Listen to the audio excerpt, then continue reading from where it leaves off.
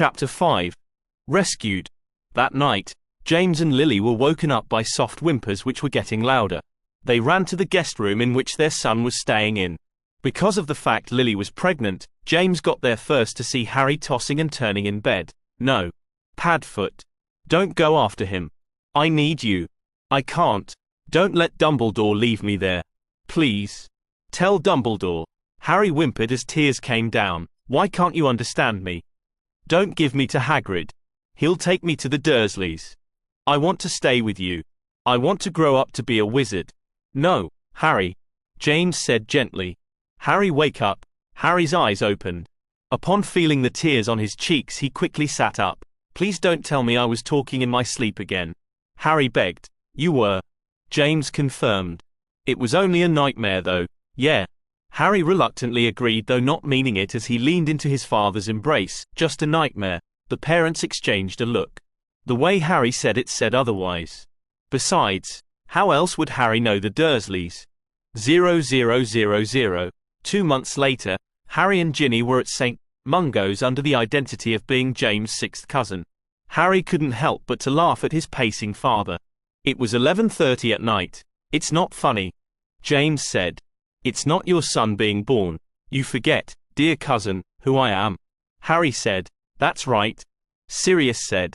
Technically, you should be the one pacing as it's you being born. I know what happens. Harry argued, it's a boy. You name him Harry, and 16 years later, he'll date his best friend's sister. Suddenly, the door flew open from another ward. It's a boy. Frank Longbottom said. We're naming him Neville. I gotta see this.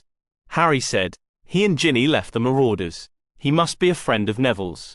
Remus mused. After seeing their newborn friend, they returned. Where's Wormtail? Ginny asked. No doubt at another Munch's Anonymous meeting. Harry grumbled under his breath. He met Wormtail a week after his nightmare and he had to use all of his power to act normal around him. Mr. Potter. A healer said. Yes. James asked as Harry looked up. Come meet your son.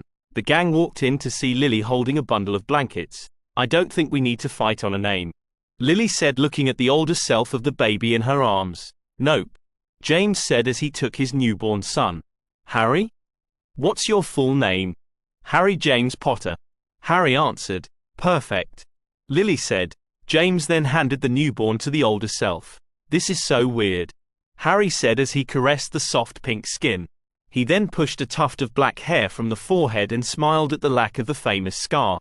Don't worry about the future, Harry. He whispered to himself, literally. It'll work out in the end. And before you know it, you'll be snogging your best friend's sister in a broom closet. Knock knock. Come in. James called. The door opened and Albus Dumbledore came in with McGonagall and a few people in order cloaks with the hoods up. Watcher Harry. One said. Tonks? Harry and Ginny asked with a smile. At first, Sirius thought they meant his cousin or her husband. When the Order member removed the hood, Nymphadora. Sirius asked. Her hair turned bright orange. Don't call me that. She said threateningly. Tonks. Harry warned. You're scaring me. She turned and saw the whimpering baby in Harry's arms. That's gotta be weird. Another familiar voice said under another cloak. Harry gave himself back to his mother and then ran to the speaker and embraced him. You're here. Harry cried out with pure joy. Did you think I'd sit at headquarters twiddling my thumbs? The person asked. When Moony remembered what happened 16 years ago, we did some research and found a way. Then the person removed his hood. Sweet Merlin's pants. Younger Sirius swore. What happened to you? Me? Don't tell him. Another voice said. This was female. I'm dead, aren't I?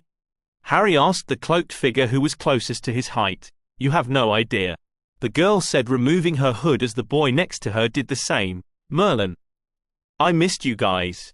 Harry said, hugging Ron and Hermione. We missed you too, mate.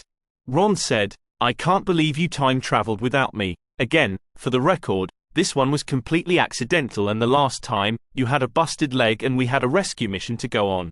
How in the world can you accidentally time travel? Hermione asked. I keep a few extra time turners hidden away in some cupboards at the school.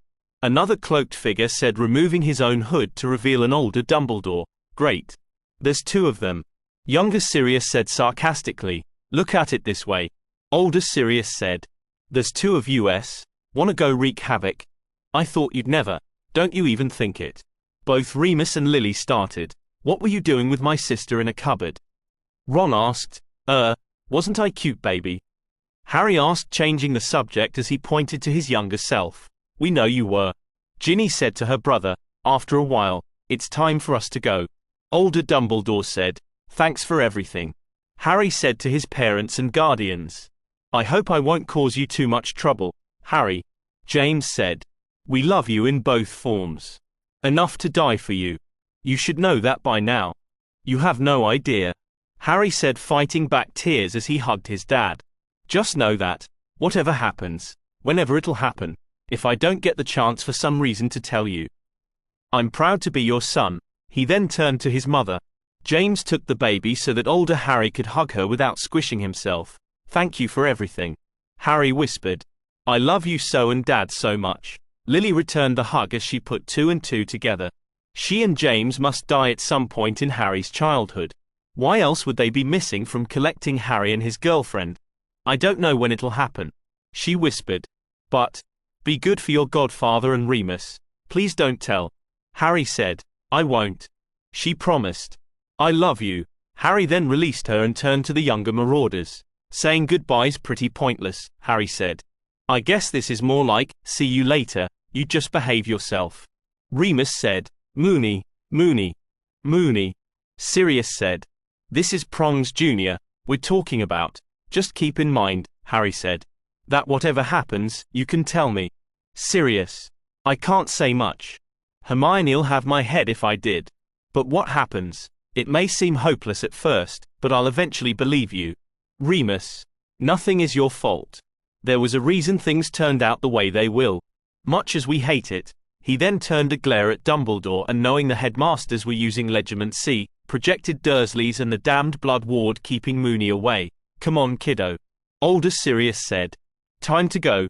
Did you get rid of the Banshee? Harry asked. I wish. His godfather said. I can't even seem to get rid of the damned elf. Maybe you should grant his wish. Harry suggested. Harry. Hermione scolded. Don't you think he has the right to decide if he wants to be with his mother? Harry asked. What's spew all about then? It's not spew. Hermione said. But Ron, Harry, and Ginny were already laughing as they gathered around the portkey. Hey. Ron realized. You never did say what you and my sister were doing in a cupboard. Then, with a flash, they were gone. That was weird.